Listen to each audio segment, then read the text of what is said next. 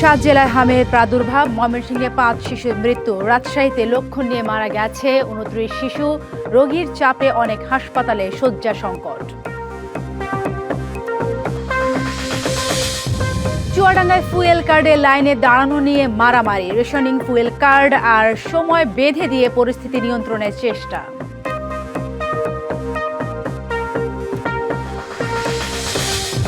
মাত্র ১৮৫ টাকা নিয়ে বিরোধ হবিগঞ্জের লাখাই উপজেলায়, দুই পক্ষের ঘণ্টাব্যাপী সংঘর্ষে আহত অর্ধ শতাধিক, অতিরিক্ত পুলিশ মোতায়েন।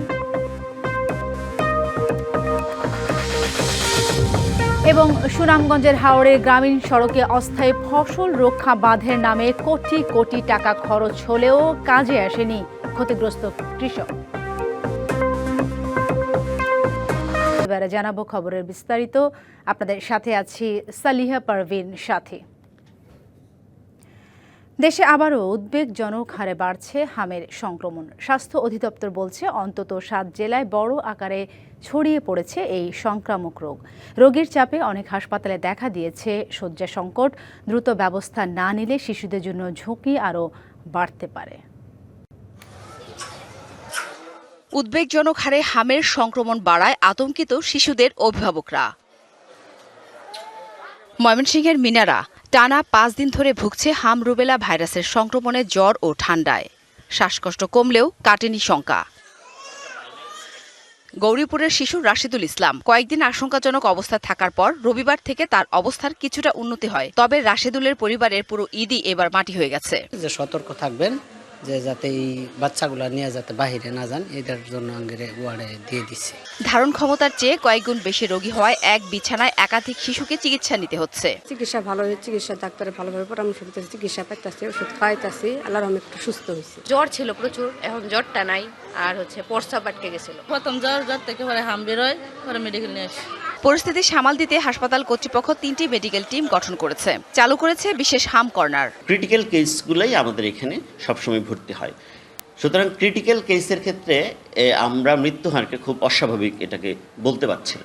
এদিকে একদিনের ব্যবধানে উপসর্গ নিয়ে রাজশাহী মেডিকেলে ভর্তি হয়েছে ৫০ শিশু, আর লক্ষণ নিয়ে ভর্তি রয়েছে ২৮০ জন। এর মধ্যে হাম চিহ্নিত হয়েছে ২৮ জনের। চিকিৎসা নিচ্ছে ধারণ ক্ষমতার ৩ গুণ বেশি রোগী। আইসোলেশন ওয়ার্ডের সংকুলন না হওয়ায় চিকিৎসা দিতে হচ্ছে সাধারণ শিশু ওয়ার্ডে। হামের উপসর্গ নিয়ে ২৯ জন মারা গেছে রাজশাহী মেডিকেলে। এছাড়া অন্যান্য হাসপাতালে চিকিৎসা নিচ্ছে অন্তত ৫০০ জন। মিজেলসের যে ভ্যাকসিন, সেই ভ্যাকসিন ক্রয়ের যে জটিলতা তখনকার ইন্টেরিয়াম গভর্নমেন্টের সময় হয়েছিল, সেই কারণেই কিন্তু এখন অনেকেই সন্দেহ করছেন সেই সমস্যার কারণেই আজকে হয়তোবা এই মিজেলসের প্রাদুর্ভাবটি দেখা দিয়েছে। অনেক পেশেন্ট অপেক্ষমান থাকা অবস্থায় কিন্তু অনাকাঙ্ক্ষিতভাবে খারাপ পরিণতির শিকার হয়। তারপরে আমাদের যে সীমিত জনবল, এই জনবল নিয়ে আমরা আমাদের সর্বোচ্চ চেষ্টা করে যাচ্ছি এবং এই চেষ্টা জারি থাকবে। আমরা এই হসপিটালে সর্বোচ্চ সেবা দেওয়ার জন্য বদ্ধপরিকর। টিকাদান কর্মসূচির স্থবিরতায় শিশুদের রোগ প্রতিরোধ ক্ষমতা কমে যাওয়ায় দেখা দিয়েছে প্রাদুর্ভাব।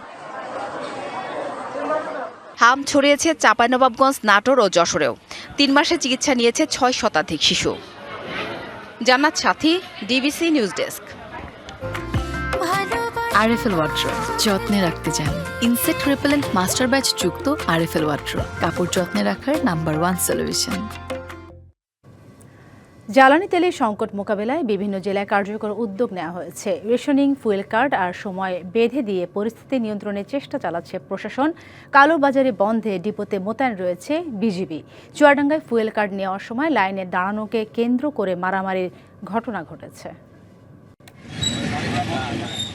কোথাও চালু আছে রেশনিং, কোথাও দেওয়া হচ্ছে ফুয়েল কার্ড, আবার কোথাও তেল নেওয়ার জন্য বেঁধে দেওয়া হয়েছে সময়। তেলের সংকটে অবস্থা বুঝে ব্যবস্থা চলছে জেলায় জেলায়। চুয়াডাঙ্গায় জ্বালানি তেলের সরবরাহ ও বিপণন স্বাভাবিক রাখতে ফুয়েল কার্ড বিতরণ শুরু করেছে প্রশাসন। সকাল ৯টা থেকে কার্ড বিতরণ কার্যক্রম শুরু হবার কথা থাকলেও ভোর থেকেই লাইনে দাঁড়ায় গ্রাহকরা। ফুয়েল কার্ডের জন্য প্রয়োজনীয় কাগজপত্র জমা দিয়ে কার্ড সংগ্রহের জন্য দীর্ঘ অপেক্ষা করতে হয় তাদের। এমন একটা ব্যবস্থা করা দরকার যার কারণে মানুষ সহজে কার্ডটা পেতে পারে। অবশেষে সোনার হরিণটি হাতে পেয়েছি, ভালো লাগছে। মূল উদ্দেশ্যটাই হচ্ছে যে পেট্রোল পাম্পগুলো আছে, পেট্রোল পাম্পগুলো থেকে জ্বালানি তেল সুশৃঙ্খলভাবে যেন গ্রাহক পর্যায়ে পৌঁছাতে পারে সেটি। চুয়াডাঙ্গার বেশিরভাগ পাম্পে ঝুলছে তেল নেই বোর্ড, আর যেসব জায়গায় দেয়া হচ্ছে সেখানে দীর্ঘ লাইন। ঠাকুরগাঁওয়ে সরবরাহে শৃঙ্খলা আনতে 5 এপ্রিল থেকে ফুয়েল কার্ড ছাড়া জ্বালানি তেল দেওয়া হবে না। ধর্মঘটে উত্তরের 8 জেলায় জ্বালানি সরবরাহ বন্ধ থাকায় তেল লোড করতে না পারায় আজ বেশিরভাগ ফিলিং স্টেশনে সরবরাহ বন্ধ রয়েছে।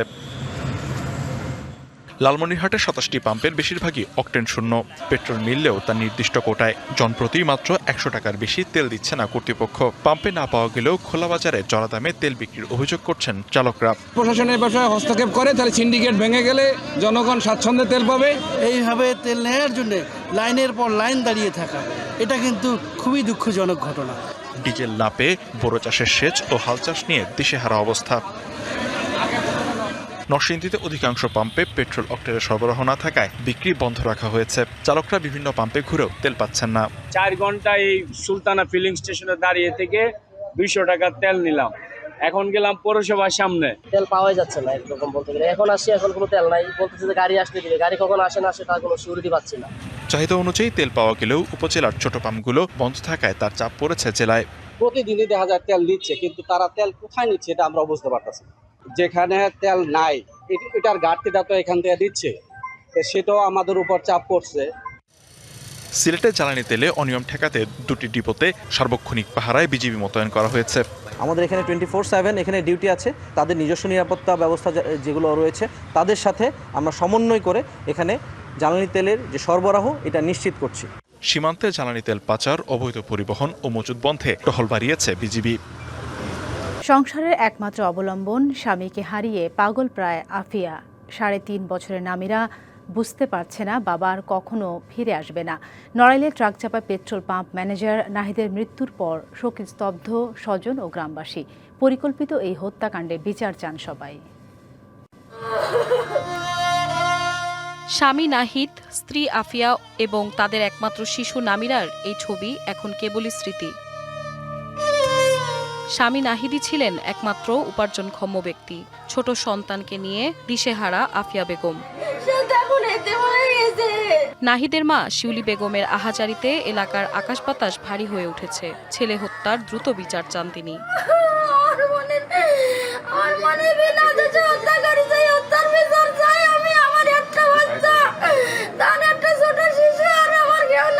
নির্মমে ঘটনায় আত্মীয় স্বজন, প্রতিবেশী সহ ক্ষুব্ধ এলাকাবাসী।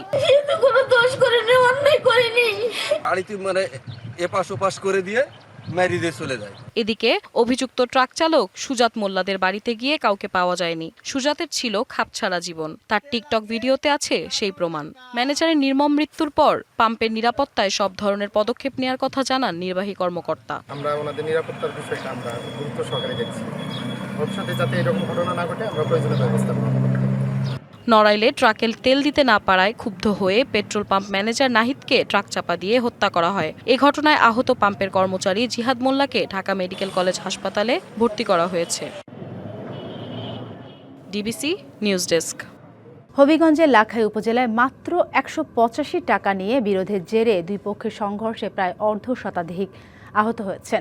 দুপুরে উপজেলা মুড়িয়াউক ইউনিয়নের সুনেশ্বর গ্রামে এই সংঘর্ষের ঘটনা ঘটে। পুলিশ জানায় ব্যবসায়ী জালাল আলী ও রসম আলীর মধ্যে পাওনা টাকাকে কেন্দ্র করে বাগবিতণ্ডার সৃষ্টি হয়। এক পর্যায়ে উভয় পক্ষের লোকজন দেশীয় অস্ত্র নিয়ে সংঘর্ষে জড়িয়ে পড়ে। প্রায় ঘণ্টাব্যাপী চলা সংঘর্ষে উভয় পক্ষের অর্ধশতাধিক আহত হন।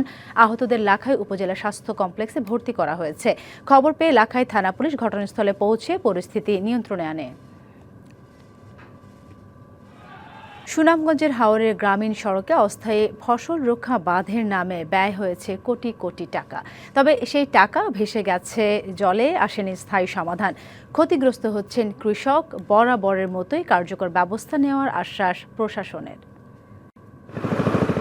সুনামগঞ্জ সদর উপজেলার গৌরারং ইউনিয়নের নয়া কামারটুক সড়ক 2022 সালের বন্যায় ক্ষতিগ্রস্ত সড়কটি মাটি দিয়ে মেরামত করা হয়েছে কয়েক দফায়।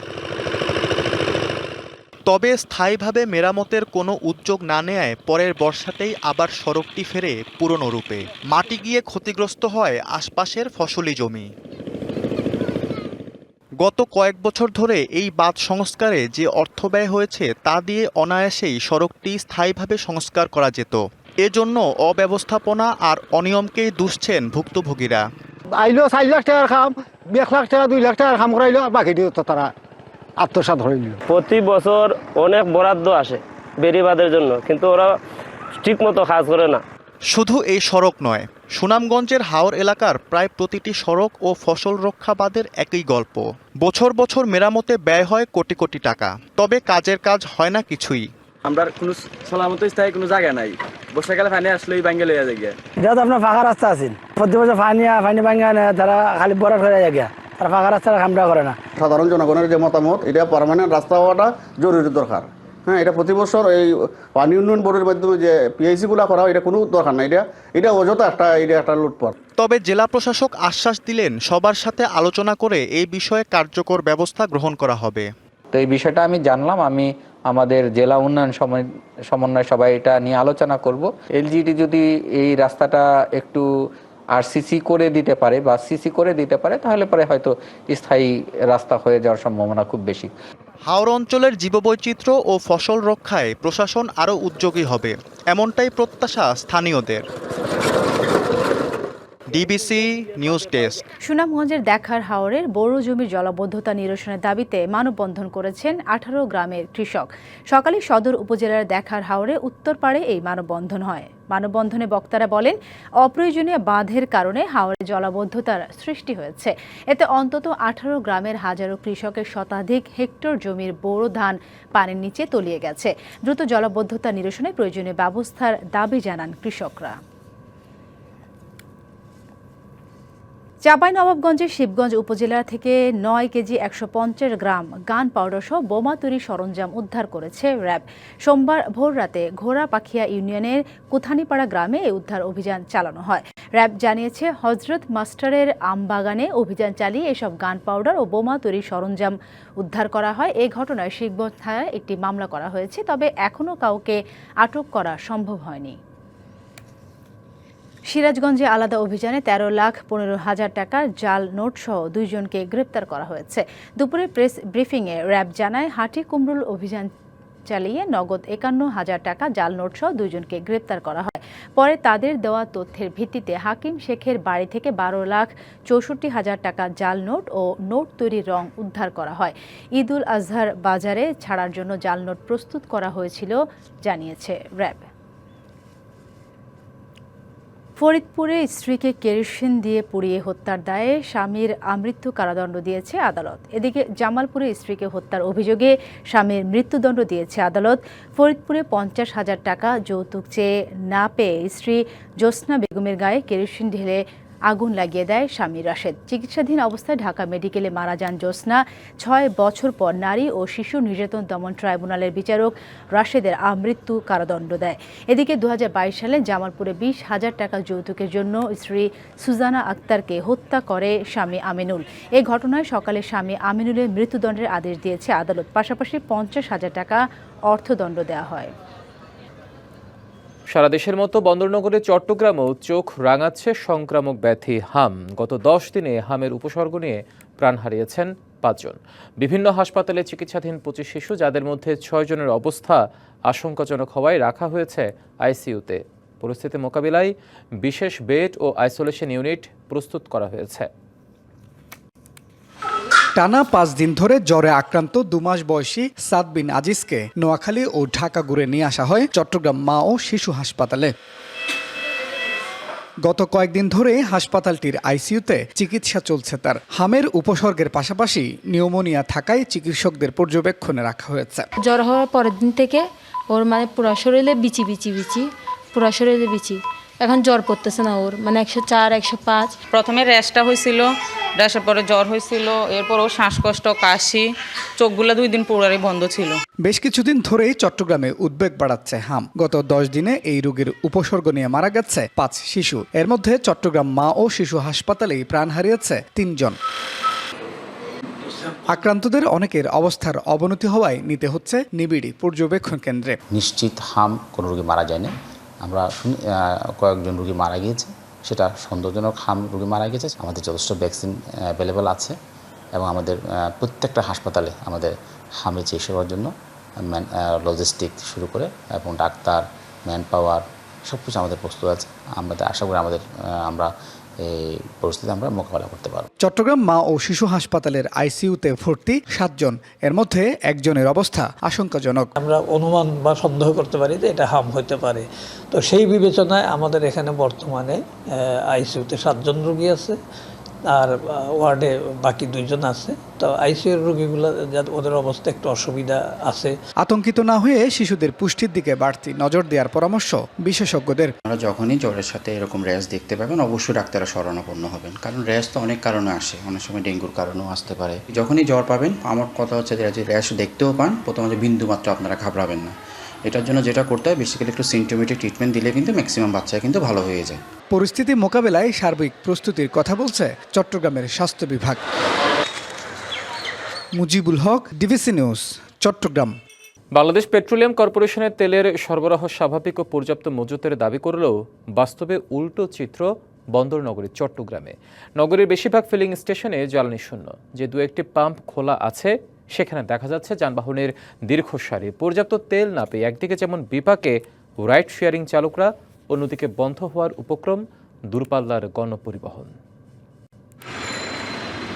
সাত সকালে তেলের আশায় পাম্পে এসে মিলছে কেবল হতাশা। গেটে ঝুলছে তেল নেই সাইনবোর্ড। চট্টগ্রামের পাম্পগুলোতে এখন এটি নিত্যদিনের চিত্র। স্বাভাবিক সরবরাহ না থাকায় নির্দিষ্ট সময় পরে বন্ধ হয়ে যাচ্ছে তেল বিক্রির কার্যক্রম। বিপিসি বলছে তেলের কোনো ঘাটতি নেই, অথচ পাম্প মালিকদের দাবি চাহিদার তুলনায় তারা সরবরাহ পাচ্ছেন যৎসামান্য। আমার লাগে 9000 অক্টেন, আমার 9000 অক্টেন দেয় না, আমার 4,500 ডিজেল, 4,500 অক্টেন। এখন আমার ট্যাঙ্কের মধ্যে ডিজেল ফুল লোড, আমি আনতে হচ্ছে কি জন্য? ওই অক্টেনের লোভে। সরকার যেহেতু বলছে যে যথেষ্ট পরিমাণে জ্বালানি তেল মজুত আছে, সেই মজুতকৃত তেলের বিপরীতে আমাদেরকে যে পরিমাণ তেল দেওয়া হচ্ছে চাহিদা মোতাবেক সেটা স্বল্প। সবচেয়ে বেশি বিপাকে ভাড়ায় চালিত মোটরসাইকেল চালকরা। ঘন্টার পর ঘন্টা লাইনে দাঁড়িয়েও মিলছে না প্রয়োজনীয় তেল। এতে দৈনন্দিন আয় বন্ধ হওয়ার উপক্রম তাদের। ভোগান্তি চরমে ব্যক্তিগত মোটরসাইকেল চালকদেরও। এখান থেকে এখানে আসি 200 টাকার তেলের জন্য আসতেছি, আসা যাওয়া করতে করতে 200 টাকার তেলটা চলে যায়। আমার মনে হচ্ছে যে আমার 1/2 লিটার তেল চলে গেছে, শুধুমাত্র তেল ভরতে গিয়ে আমার 1/2 লিটার তেল চলে যাচ্ছে। বিভিন্ন পাম্পে গিয়ে ঘুরতেছি, কিন্তু এখনো পর্যন্ত কোথাও কোনো তেল পাইলাম না। হাহাকার পৌঁছেছে পরিবহন সেক্টরেও। পর্যাপ্ত ডিজেল না পাওয়ায় ব্যাহত হচ্ছে দূরপাল্লার বাসগুলোর স্বাভাবিক চলাচল। ঘুরতে হচ্ছে এক ফিলিং স্টেশন থেকে অন্য ফিলিং স্টেশনে। দ্রুত সরবরাহ স্বাভাবিক না হলে বন্ধ হয়ে যেতে পারে গণপরিবহন, এমন শঙ্কা পরিবহন মালিকদের। সরকার বারবার বলে আসছে যে তেলের সংকট নাই।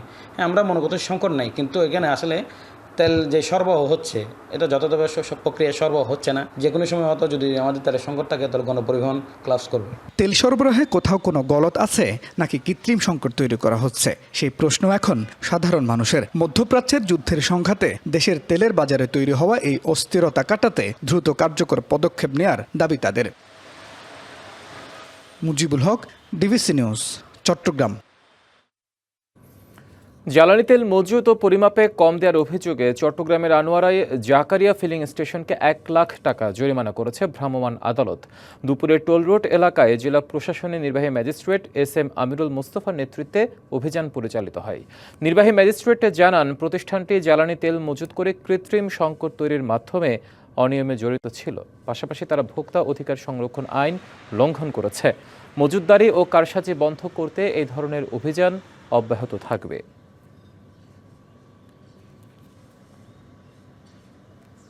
আমাদের একটা ক্যান আছে, ওটার মধ্যে আমরা ওই অনুযায়ী দিই, কিন্তু ওইটার মধ্যে এখন হয়তো কোনো সমস্যা হইতে পারে, ওটা আমরা দেখি। তেল থাকা সত্ত্বেও, পেট্রোলিয়াম থাকা সত্ত্বেও তারা সেটি বাইরে বিক্রি করছেন না। এই অপরাধকে আমরা আমলে নিয়ে ভুক্ত অধিকার সংরক্ষণ আইনের 45 নম্বর ধারায় একটি মামলায় 2টি ধারা লঙ্ঘনের কারণে সর্বমোট 1 লক্ষ টাকা অর্থদণ্ড আরোপ করা হয়েছে। রাঙামাটিতে জ্বালানি তেলের সংকট এখনও কাটেনি। বিভিন্ন পেট্রোল পাম্পে পাওয়া যাচ্ছে না চাহিদা মতো তেল। এতে বিপাকে গাড়ি ও বোট চালকরা। বনরূপার পেট্রোল পাম্পে তেল নেওয়ার জন্য দীর্ঘ লাইন ভোর থেকে ঘন্টার পর ঘন্টা অপেক্ষা করেও মিলছে না চাহিদা মতো। অনেকে ফিরছেন খালি হাতে। পেট্রোল অকটেনের পাশাপাশি চাহিদা মতো পাওয়া যাচ্ছে না ডিজেল। এতে বিপাকে নৌকা চালকরা। পাম্প মালিকরা চাহিদার মাত্র 30% তেল সংগ্রহ করতে পারছেন ডিপো থেকে। সংকট মোকাবিলায় জেলা প্রশাসন তেল বিক্রির সময় নির্ধারণ করে দিয়েছে। শনি, সোম, বুধবার বিক্রি হবে অকটেন, রবি, মঙ্গল, বৃহস্পতিবার বিক্রি হবে ডিজেল। নির্ধারিত দিনে সকাল 9টা থেকে 11টা পর্যন্ত তেল কিনতে পারবেন সাধারণ গ্রাহক। দুপুর 2টা থেকে বেলা 3টা পর্যন্ত বিক্রি হবে সরকারি গাড়ির জন্য। পাহাড়ি এলাকাতে আসলে হুন্ডা ছাড়া চলাটা আসলে মুশকিল। তেল পাবো কিনা কতটুকু পাবো জানি না। তেলের দামও বাড়ায় নাই, এর জন্য সরকারকে অনেক ধন্যবাদ। কিন্তু এই যে সিরিয়াল করে যে আমরা নিতেছি, এটা একটু ভোগান্তি। টান পড়েছে জ্বালানি তেলে, তাই কক্সবাজারে সাগরে মাছ ধরতে যেতে পারছেন অধিকাংশ ট্রলার। হাজার হাজার ট্রলার মালিক, জেলে ও ব্যবসায়ী বেকার হয়ে পড়েছেন। এছাড়া বাজারে মাছের সরবরাহ কমে যাওয়ায় ক্রেতাদেরও কিনতে হচ্ছে বেশি দামে। তবে সংকট মোকাবেলায় নিবন্ধিত ট্রলারগুলিকে অগ্রাধিকারের ভিত্তিতে তেল সরবরাহের নিশ্চিতের আশ্বাস দিয়েছে কর্তৃপক্ষ। কক্সবাজার শহরের উপকণ্ঠে বাকখালী নদীর 6 নম্বর জেটি ঘাট। সারি সারি নোঙর ফেলে আছে শতাধিক মাছ ধরার ট্রলার।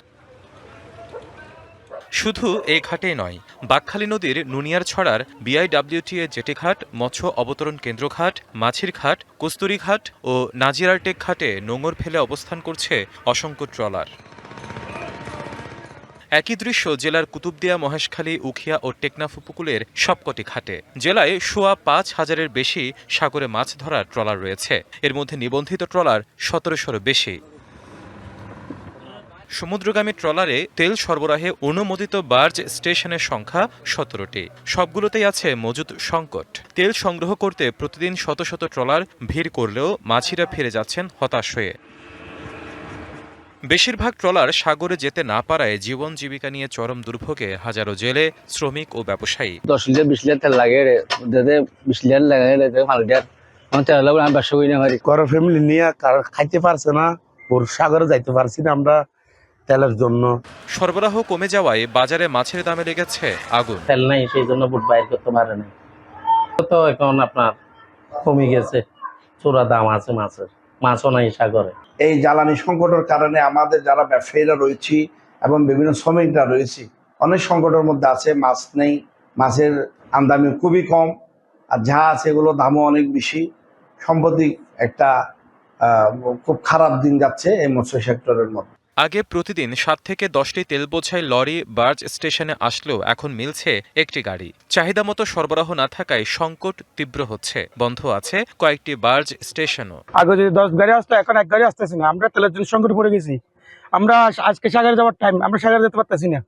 অনেক লোক, অনেক হাজার হাজার ট্রলার এখানে আটকে পড়ে আছে তেলের সংকটে। তেল দেওয়ার ক্ষেত্রে নিবন্ধিত ট্রলারগুলোকে অগ্রাধিকার দেওয়ার আশ্বাস দিয়েছেন মৎস্য কর্মকর্তা। যে সমস্ত ট্রলারগুলোর লাইসেন্স রয়েছে তাদের বিষয়টা আমরা নির্বিঘ্ন করার চেষ্টা করব। এমনকি বার্জ মালিকদের সাথে আমরা এই বিষয়ে কথা বলতে পারি এবং আমরা ইতিমধ্যেই ট্রলার মালিক যারা আছেন তাদেরকে আমরা নির্দেশনা দিয়েছি যাতে করে লাইসেন্সধারীরা অগ্রাধিকার পায় এবং যাদের নাই তারা যাতে অনতিবিলম্বে লাইসেন্সের আওতায় আসে। জেলায় নিবন্ধিত জেলে 64,428। সাগরে মাছ আহরণের সাথে ট্রলার মালিক, জেলে ও শ্রমিক সহ প্রত্যক্ষ পরোক্ষভাবে জড়িত 5 লক্ষাধিক মানুষের জীবন জীবিকা। DBC news desk. টেকনাফ স্থলবন্দর খোলা থাকলেও মিয়ানমারের অভ্যন্তরীণ সংঘাতের জেরে আমদানি রপ্তানি বন্ধ থাকায় 1 বছর ধরে অচল 2 দেশের সীমান্ত বাণিজ্য। 2025 সালের এপ্রিল থেকে আমদানি রপ্তানি বন্ধ থাকায় কমেছে সরকারের রাজস্ব আয়। সেই সাথে ব্যবসায়ীদের লোকসানের পরিমাণ 1000 কোটি টাকারও বেশি। সংকটে বন্দরকেন্দ্রিক প্রায় 30,000 মানুষের জীবিকা। মিয়ানমারের রাখাইন রাজ্যের নিয়ন্ত্রণ আরাকান আর্মির হাতে চলে যাওয়ার পর নিরাপত্তা ইস্যুতে টেকনাফ স্থলবন্দরে আমদানি রপ্তানি বন্ধ হয়ে যায়। এরপর থেকেই কার্যত অচল এ স্থলবন্দর। আরাকান আর্মির স্বেচ্ছাচারিতার কারণে বাণিজ্য বন্ধ থাকায় 1000 কোটি টাকার পণ্য মিয়ানমারে আটকে আছে দাবি ব্যবসায়ীদের। বন্দর অচল থাকায় সংকটে পড়েছে প্রায় 30,000 মানুষের জীবিকা। প্রায় ইম্পোর্টারের প্রায় অনেক ডলারের মালামাল মায়ানমারের মধ্যে আটকে আছে। বন্দর কর্তৃপক্ষ লেবিলিটি দিতে পারে না, সেজন্য আমরা মালামাল আমদানি রপ্তানি বন্ধ রাখছি। যদি আমাদেরকে তারা যদি আশ্বস্ত করে যে আমাদের মালামালের উপর কোনো ক্ষয়ক্ষতি হবে না, ক্লিয়ারেন্স দেয়, তাহলে আমরা মালামাল আশা করি আনতে পারবো। আরাকান রুট দিয়ে আসার সময় ওই আরাকান আর্মিরা ওই বাধা দিয়ে এখানে সরকারকে আহ্বান জানাবো আমরা যেন আমাদের এই সমস্যাদের তাড়াতাড়ি সমাধান করে দিই। এ অবস্থায় বাংলাদেশ থেকে চাল, ডাল, ভোজ্য তেল, সার, জ্বালানি, সিমেন্ট ও খাদ্যপণ্যের পাচার বেড়েছে মিয়ানমারে। পাশাপাশি চরম আর্থিক সংকটে বন্দর কেন্দ্রিক শ্রমিকরা। বন্দর খোলা ছিল অবস্থা 2,500 টাকা, 1,800 টাকা, 1,500 টাকা নিচে করে জানাবো তো এখন তো 700 টাকা 500 টাকার মতো গরম লই জানা পারি 2025-এর এপ্রিলের পর থেকে বাণিজ্য বন্ধ থাকায় এক বছরের রাজস্ব ক্ষতি 1,500 কোটি টাকারও বেশি। সর্বশেষ বন্দরে গত 2025 সালের এপ্রিল মাসে মালামাল আসছিল। মায়ানমার আরাকান সীমান্তে অস্থিরতার কারণে নাফ নদী দিয়ে পণ্য চলাচলটা দূর হয়ে পড়ছে। এই নিরাপত্তাজনিত সমস্যাটা সমাধান করলে পূর্বের মতো রাজস্ব আরও হইতে হবে। টেকনাফ স্থল বন্দরের রাজস্ব বিভাগের তথ্য বলছে 2024-25 অর্থ বছরে বন্দরের আয় 110 কোটি টাকা, যদিও চলতি বছরে আয় শূন্যের কোঠায়। DBC news desk. বাংলাদেশ শিল্পকলা একাডেমির সংশোধিত অধ্যাদেশে স্বতন্ত্র আবৃত্তি বিভাগ অন্তর্ভুক্তির দাবিতে সংস্কৃতি মন্ত্রী বরাবর স্মারকলিপি দিয়েছে চট্টগ্রামের আবৃত্তি শিল্পীরা। সকালে চট্টগ্রামের জেলা প্রশাসক মোহাম্মদ জাহিদুল ইসলাম মিয়ার হাতে এই স্মারকলিপি তুলে দেওয়া হয় এবং দ্রুততার সাথে স্মারকলিপি মন্ত্রণালয়ে পাঠানোর আশ্বাস দেন জেলা প্রশাসক। অন্তর্বর্তী সরকারের শেষ সময়ে 3রা ফেব্রুয়ারি বাংলাদেশ শিল্পকলা একাডেমি অধ্যাদেশ জারি করে, যেখানে সংশোধন অধ্যাদেশে আবৃত্তি বিভাগকে রাখা হয়নি।